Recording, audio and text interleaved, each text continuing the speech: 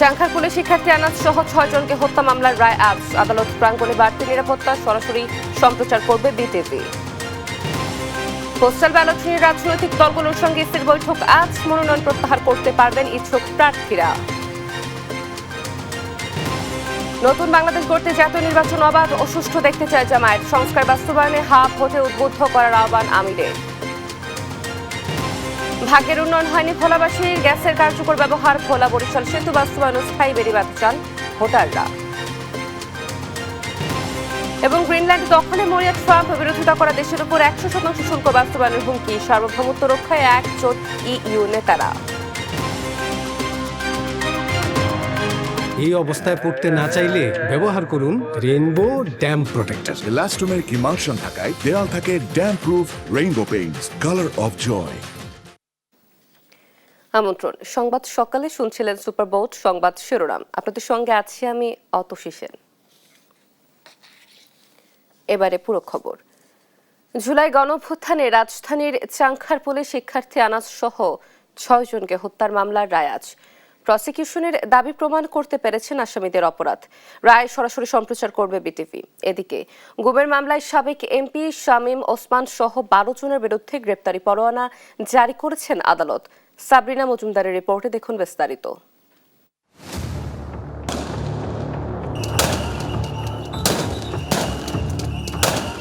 2024-এর 5 August ছাত্র জনতার আন্দোলন যখন তুঙ্গে, তখন স্বার্থপরের মতো ঘরে বসে থাকতে পারেননি 10ম শ্রেণীর শিক্ষার্থী শাহরিয়ার খান আনাস। মাকে চিঠি লিখে বাড়ি থেকে বের হয়ে আসেন। রাজপথে গুলি খেয়ে বীরের মৃত্যুকে শ্রেষ্ঠ মনে করেছেন তিনি। হলো তাই। চাংখারপুলে পুলিশের গুলিতে শহীদ হন আনাস। শুধু আনাসই নয়, সেখানে জুনায়েদ, ইয়াকুব, রাকিব, ইসমামুল, মানিক মিয়া সহ শহীদ হন মোট 6 জন। এ হত্যা মামলার আসামি 8 জনই পুলিশ। এর মধ্যে গ্রেফতার আছেন 4 জন। পলাতক আসামিরা হলেন সাবেক ডিএমপি কমিশনার হাবিবুর রহমান, ডিএমপির সাবেক যুগ্ম কমিশনার সুদীপ কুমার চক্রবর্তী, রমনা অঞ্চলের সাবেক অতিরিক্ত উপকমিশনার শাহ আলম মোহাম্মদ আক্তারুল ইসলাম ও রমনা অঞ্চলের সাবেক সহকারী কমিশনার মোহাম্মদ ইমরুল। গত বছরের 20 এপ্রিল তদন্ত শেষ করে প্রসিকিউশনের কাছে প্রতিবেদন দাখিল করে তদন্ত সংস্থা। এরপর ট্রাইব্যুনালে আনুষ্ঠানিক অভিযোগ দাখিল করা হয় 25 মে। 11 আগস্ট শুরু হয় বিচার।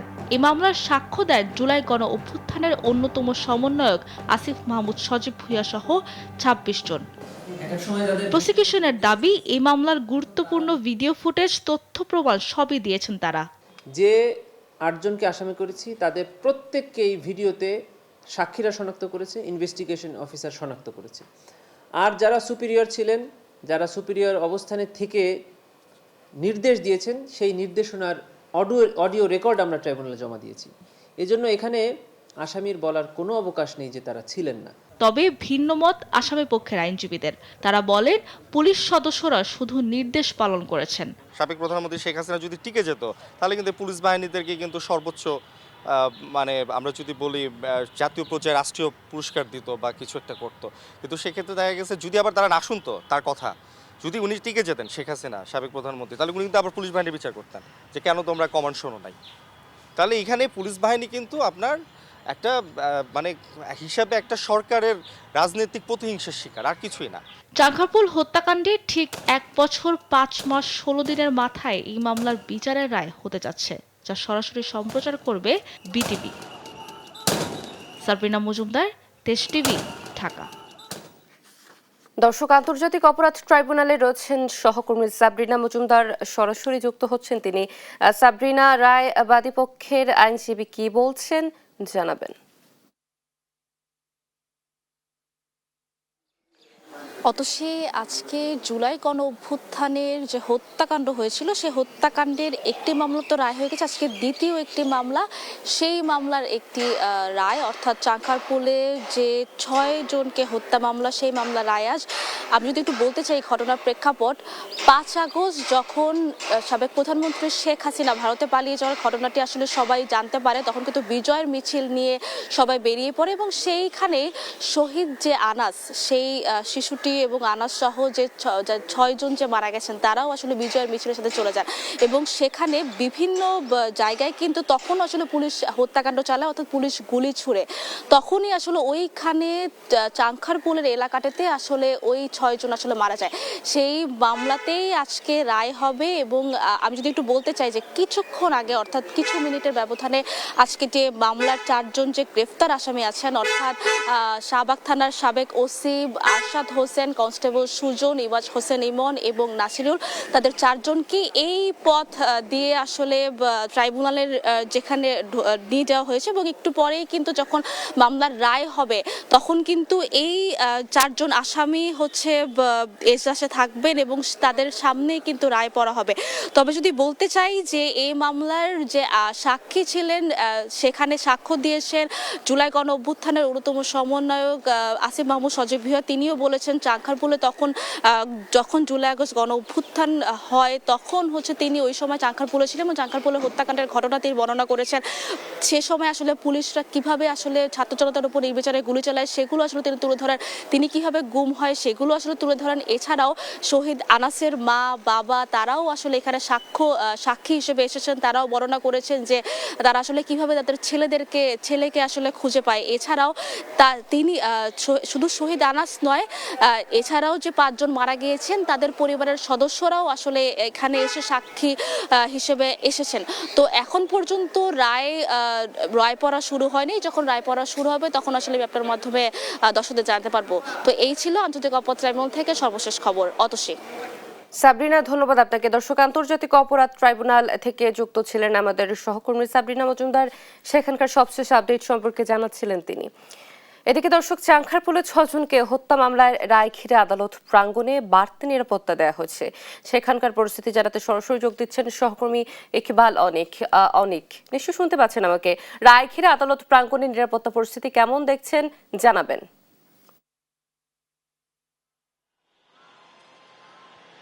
অতসী হচ্ছে 24-এর ছাত্র জনতা জুলাই অভ্যুত্থানে যে নির্বিচারে গুলি চালানো হয়েছিল, এতে মানবতা বিরোধী অপরাধের মতো ঘটনা ঘটেছে এবং শেখ হাসিনা সরকারের পতনের দিন হচ্ছে 5ই আগস্ট কিন্তু চাংখারপুলে নির্বিচারে কিন্তু হত্যার ঘটনা ঘটেছে। সেখানে আনাস সহ 6 জনকে হত্যার ঘটনা ঘটে। সেই মামলার মানবতা বিরোধী অপরাধের যে অপরাধ সংঘটিত হয়েছিল সেটির রায় কিন্তু আজকে গত বছরের 24 ডিসেম্বর কিন্তু এই রায় নির্ধারণ করা হয়েছে। আজকে কিন্তু হয়তো কিছুক্ষণ পর রায় পড়া শুরু হবে। সেই রায় পড়াকে কেন্দ্র করে, রায়ের দিন ধার্যকে কেন্দ্র করে কিন্তু আন্তর্জাতিক অপরাধ ট্রাইব্যুনালের আশপাশের এলাকায় কিন্তু আইন শৃঙ্খলা বাহিনীর বাড়তি তৎপরতা লক্ষ্য করা গিয়েছে এবং আপনি দেখছেন যেমনটি হচ্ছে আন্তর্জাতিক অপরাধ ট্রাইব্যুনালের ঠিক সামনে কিন্তু হচ্ছে এখানে আইন শৃঙ্খলা বাহিনীর সতর্ক অবস্থান রয়েছে, যেহেতু এই মানবতা বিরোধী অপরাধের প্রথম মামলার এবং আজকে কিন্তু এটি কিন্তু ছিল প্রথম মামলা এবং রায় হিসেবে দ্বিতীয় হিসেবে এটিকে বাড়তি সতর্কতামূলক হিসেবে কিন্তু এখানে আইন শৃঙ্খলা বাহিনীর র্যাবের সদস্যদের আমরা দেখতে পাচ্ছি এবং বিজিবি সদস্য মোতায়েন করা হয়েছে এবং আমরা বাংলাদেশ সেনাবাহিনীর কয়েকটি টহল টিমকে এই হাইকোর্ট এলাকায় টহল দিতে দেখেছি এবং সেখানে পুলিশ রয়েছে, এপিবিএন এর সদস্য রয়েছে এবং যাতে কোনো ধরনের অপ্রীতিকর ঘটনা না ঘটে বা অপ্রীতিকর ঘটানোর চেষ্টা যাতে না হয় সে বিষয়ে কিন্তু আইন শৃঙ্খলা বাহিনী সতর্ক অবস্থানে রয়েছে। যেহেতু আর 11টার দিক থেকে হচ্ছে রায় পড়া শুরু হবে, রায় পড়ার পরে কিন্তু রায় কিন্তু দেয়া হবে। এটিকে কেন্দ্র করে কিন্তু আশপাশে কিন্তু আমরা লক্ষ্য করেছি সাদা পোশাকেও আইন শৃঙ্খলা বাহিনীর সদস্যদেরকে কিন্তু আমরা লক্ষ্য করেছি এবং সব মিলিয়ে দেখা যায় আদালত প্রাঙ্গণ এলাকাটিকে কিন্তু আইন শৃঙ্খলা বাহিনী নিশ্চিদ্র নিরাপত্তা ব্যবস্থায় গ্রহণ করেছে যাতে কোনো ধরনের অপ্রীতিকর ঘটনা না ঘটে। অতসী, এই ছিল আমার কাছে আন্তর্জাতিক অপরাধ ট্রাইব্যুনালের সামনে থেকে সবশেষ তথ্য। পরবর্তী সংবাদে আমরা আরো বিস্তারিত আপনাদের জানাতে পারবো। অনেক ধন্যবাদ আপনাকে। দর্শক, আন্তর্জাতিক অপরাধ ট্রাইব্যুনালের সামনে থেকে যুক্ত ছিলেন আমাদের সহকর্মী অনিক এবং সেখানকার সবশেষ পরিস্থিতি সম্পর্কে জানাচ্ছিলেন তিনি। তফসিল অনুযায়ী আসন্ন ত্রয়োদশ জাতীয় সংসদ নির্বাচনে প্রার্থিতা প্রত্যাহারের দিন আজ। নির্বাচন থেকে সরে দাঁড়াতে ইচ্ছুক প্রার্থীরা আজ নিজেদের মনোনয়ন প্রত্যাহার করে নিতে পারবেন। এদিকে পোস্টাল ভোটদান কার্যক্রম নিয়ে সব নিবন্ধিত দলের সঙ্গে আজ বৈঠক করবে নির্বাচন কমিশন। বিকেল 4টা থেকে 5টা পর্যন্ত নির্বাচন কমিশন সচিবালয়ের অডিটোরিয়ামে এই বৈঠক হবে। আগামীকাল দেয়া হবে প্রতীক বরাদ্দ। প্রার্থীদের আনুষ্ঠানিক প্রচার শুরু হবে আগামী 22 জানুয়ারি থেকে। এর আগে আপিল নিষ্পত্তি সম্পন্ন হয় 18 জানুয়ারি। নির্বাচনে মনোনয়নপত্র বাতিল ও গ্রহণের সিদ্ধান্তের বিরুদ্ধে নির্বাচন কমিশনে মোট আপিল আবেদন জমা পড়েছিল 645টি, যার মধ্যে 417 জন প্রার্থিতা ফিরে পান। ব্যালট পেপারের মাধ্যমে স্বচ্ছ ব্যালট বাক্সে ত্রয়োদশ জাতীয় সংসদ নির্বাচন ও গণভোট হবে আগামী 12 ফেব্রুয়ারি।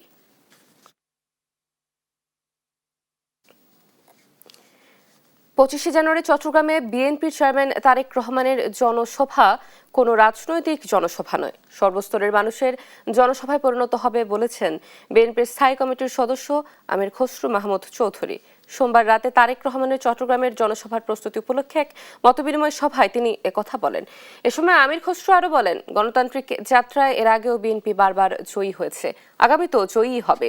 এ জনসভার মধ্য দিয়ে গণতন্ত্র আরও সুসংহত হবে।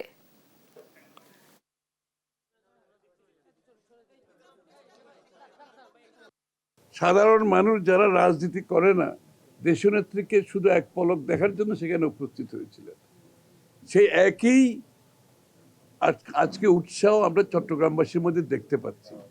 সুতরাং এই জনসমাগম চট্টগ্রামবাসীর সর্বস্তরের মানুষের জনসমাগমের মাধ্যমে আমরা আশা করছি এটা একটা বিশাল জনসমাগম হবে এবং এটা যাতে শান্তিপূর্ণ হয়, এটা আমরা সকলের সহযোগিতা কামনা করছি। নতুন বাংলাদেশ গড়তে আগামী নির্বাচন অবাধ, সুষ্ঠু ও শান্তিপূর্ণ দেখতে চায় জামায়াত। মঙ্গলবার সকালে রাজধানীর একটি হোটেলে পলিসি সামিট অনুষ্ঠানে এই কথা বলেন দলটির আমির ডাক্তার শফিকুর রহমান। জামায়াত আমির বলেন, সংস্কার ও জুলাই সনদ বাস্তবায়নে গণভোটে হায়ের পক্ষে অবস্থান জামায়াতের। এরই মধ্যে তারা হা ভোট দিতে মানুষকে উদ্বুদ্ধ করছেন। বলেন, জামায়াত ক্ষমতায় গেলে প্রতিটি মানুষের অধিকার নিশ্চিত করবে। জনশক্তিকে কাজে লাগিয়ে দেশের অর্থনীতিকে সমৃদ্ধ করতে উদ্যোগ নেবে Jamaat.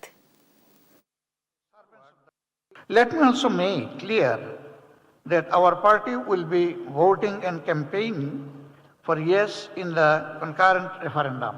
Yes to reform, yes to July Charter, yes to a new and renewed prosperous Bangladesh.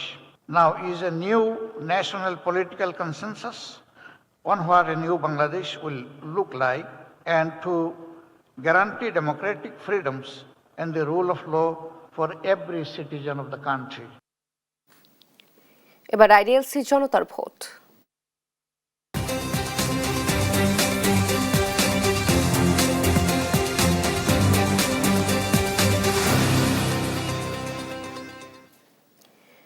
বারবার ক্ষমতার পালা বদল হলেও ভাগ্য বদলায়নি ভোলাবাসীর। এই আশ্বাসের রাজনীতিতে আর আস্থা নেই দ্বীপ জেলার মানুষের। মাটির নিচে মজুত বিপুল প্রাকৃতিক গ্যাসের কার্যকর ব্যবহার, ভোলা বরিশালে সেতু বাস্তবায়ন, নদী ভাঙন থেকে রক্ষা এবং পূর্ণাঙ্গ মেডিকেল কলেজ স্থাপনের নিশ্চয়তা চান এ জনপদের ভোটাররা। ছোটন সাহাকে সঙ্গে নিয়ে জুনায়েদ আল হাবিবের প্রতিবেদন। মেঘনা আর তেঁতুলিয়ার কোল ঘেঁষে দাঁড়িয়ে থাকা দ্বীপজেলা ভোলা যেন প্রকৃতির এক জীবন্ত জলছবি।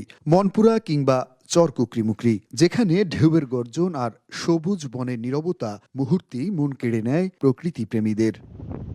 পর্যটনের অপার সম্ভাবনার পাশাপাশি এই জনপদের মাটির নিচে সুপ্ত আছে ট্রিলিয়ন ঘনফুটেরও বেশি প্রাকৃতিক গ্যাস। তবে সঞ্চালন লাইনের অভাব আর অবকাঠামোগত সীমাবদ্ধতায় এই অমূল্য সম্পদের সুফল পায়নি ভোলাবাসী। ভোলা বরিশাল সেতু এবং একটি মেডিকেল কলেজ, একটি বিশ্ববিদ্যালয় কলেজ এবং গ্যাস ভিত্তিক কলকারখানা তাদের একটি যৌক্তিক দাবি। শুধু গ্যাস নয়, ভোলার কৃষি ও মৎস্য সম্পদ, বিশেষ করে ইলিশ আর মহিষের দুধের কাঁচা দই বিদেশেও সমাদৃত। গ্যাসের কার্যকর ব্যবহার, ভোলা বরিশাল সেতু সহ উন্নত যোগাযোগ ব্যবস্থা, নদী ভাঙন রোধ ও মেডিকেল কলেজ স্থাপন এখন এ জনপদের প্রধান দাবি। আপনাদের স্পষ্ট উচ্চারণ দেখতে চাই যে ভোলাবাসীর এই দাবির পক্ষে আপনার এবং আপনার দলের অবস্থানটি কি হবে। নির্বাচন সামনে রেখে ভোটারদের মন জয়ের নানা কৌশল নিয়ে মাঠে নেমেছেন প্রার্থীরা। গ্যাস দিতে হবে এবং গ্যাস ভিত্তিক শিল্প কলকারখানা করতে হবে, মানুষের কর্মসংস্থান যাতে আমাদের এখানে হয়। বিশ্বমানের একটি হাসপাতাল করবো ইনশাআল্লাহ, এবং সাথে মেডিকেল। ভোলা বরিশাল যে সেতু, সেই সেতু আমরা বিনির্মাণ করব। 4টি সংসদীয় আসন নিয়ে গঠিত ভোলার মোট ভোটার 16,92,000 688 জন। সংশ্লিষ্টরা বলছেন, সঠিক পরিকল্পনা আর প্রয়োজনীয় বিনিয়োগ করা গেলে এই দ্বীপ জেলা হয়ে উঠতে পারে দেশের অর্থনীতির নতুন বাতিঘর। ভোলা থেকে জুনায়েদ আল হাবিব, দেশ টিভি। হঠাৎ করেই মিয়ানমার বাংলাদেশের হোয়াইকাং সীমান্তে উত্তেজনা। আরাকান আর্মি অন্যান্য সশস্ত্র গ্রুপ সংঘর্ষে জড়িয়ে অনুপ্রবেশ করছে বাংলাদেশ ভূখণ্ডে। তাদের অন্তকোদলে হতাহত হচ্ছে বাংলাদেশের নাগরিকরা। এর নেপথ্যে ইয়াবা সহ মাদক চোরাচালান, চর দখল সহ সশস্ত্র গোষ্ঠীর আধিপত্য বিস্তার। দেশ টিভির অনুসন্ধানে উঠে এসেছে এমন চাঞ্চল্যকর তথ্য। টেকনাফ থেকে ঘুরে এসে কবির হোসেনের ক্যামেরায় তাইফুর রহমান তুহিনের প্রতিবেদন। চলতি জানুয়ারি মাসের 12 তারিখ মিয়ানমার বাংলাদেশের হয়কং সীমান্তে মুহুর্মুহুর গুলি আর বিস্ফোরণের শব্দ। দেখা দেয় আতঙ্ক। কিছু বুঝে ওঠার আগেই মিয়ানমারের দিক থেকে ছোড়া গুলিতে আহত হয় 9 বছরের শিশু হুজাইফা। এর একদিন পর মাইন বিস্ফোরণে পাহারান সীমান্তের আরেক বাসিন্দা মোহাম্মদ হানিফ। হঠাৎ করে সীমান্তে কেন এমন উত্তেজনা? উত্তর খুঁজতে মাঠে নামে টিম দেশ টিভি। অনুসন্ধানে দেখা যায় নাফ নদীর তীর ঘেঁষে রয়েছে বাংলাদেশের বেশ কয়েকটি দ্বীপচর, আর তার বিপরীতে মিয়ানমারে লালচর ও তোতারচর।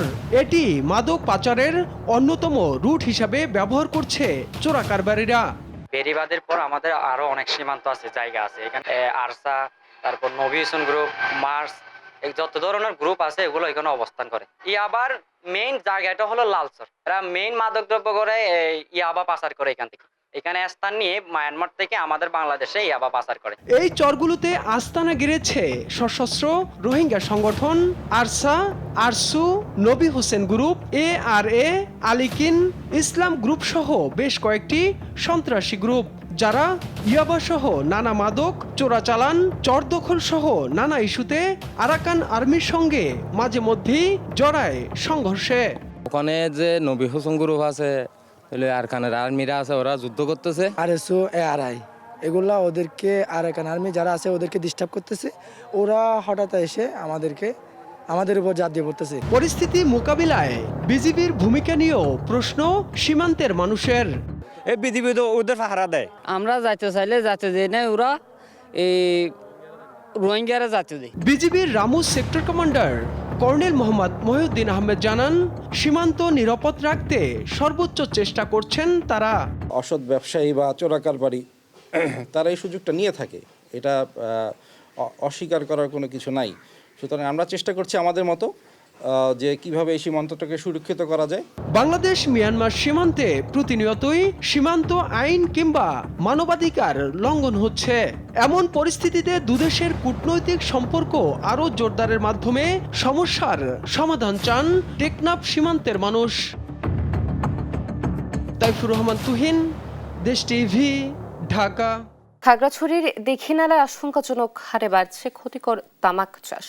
ফসলি জমি, স্কুল কলেজের আশপাশ এবং মাইনী নদীর তীর ঘেঁষে আবাদ হচ্ছে বিষাক্ত এই ফসলের। খাদ্যশস্যের আবাদ কমার পাশাপাশি মারাত্মক ঝুঁকিতে পড়েছে পরিবেশ ও জনস্বাস্থ্য। সহকর্মী প্রবীর সুমনের রিপোর্ট, জানাচ্ছেন শায়লা খান। খাগড়াছড়ির দীঘিনালায় নীতিমালা থাকলেও মাঠ পর্যায়ে তামাক চাষ নিয়ন্ত্রণে কার্যকর উদ্যোগ নেই। এই সুযোগে দেশি বিদেশি তামাক কোম্পানিগুলো আগাম ঋণ, সার, বীজ ও উৎপাদনের পর ক্রয়ের নিশ্চয়তা দিয়ে কৃষকদের তামাক চাষে উৎসাহ দিচ্ছে। উপজেলা কৃষি অফিসের তথ্য মতে চলতি মৌসুমে 568 হেক্টর জমিতে তামাক আবাদ হচ্ছে। এছাড়া এ উপজেলায় বর্তমানে প্রায় 7 শতাধিক তামাক চুল্লি রয়েছে।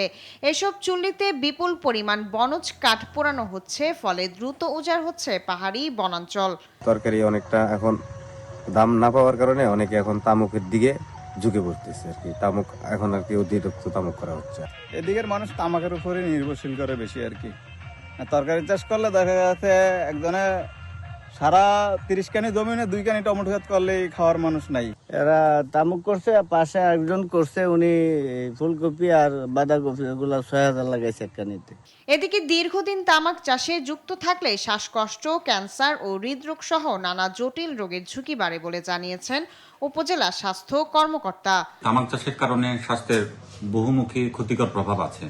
তার ভিতরে আমাদের শ্বাসতন্ত্রের ইনফেকশন হয়, তারপরে লাং ক্যান্সার হয়। অন্যান্য বছরের চেয়ে এই বছরে 50 থেকে 60 হেক্টর জমিতে তামাক চাষ বেড়েছে।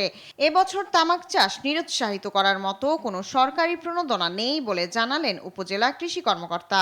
এই বছরের সরকার ভুট্টা প্রণোদনা বন্ধ করে দেওয়াতে দেখা যায় যে কৃষকরা তামাক চাষে বেশি উৎসাহিত হয়ে গেছে। তো এটা একটা কারণ যে তামাক চাষে জমি পরিমাণ বেড়ে গেছে। কার্যকর নীতিমালা বাস্তবায়ন, বিকল্প ফসলের ন্যায্য বাজার নিশ্চিত এবং তামাক কোম্পানির আগ্রাসন নিয়ন্ত্রণ করা না গেলে পাহাড়ি এই জনপদে তৈরি হতে পারে ভয়াবহ পরিবেশ ও খাদ্য সংকট। শায়লা খান, নিউজ ডেস্ক, দেশ টিভি।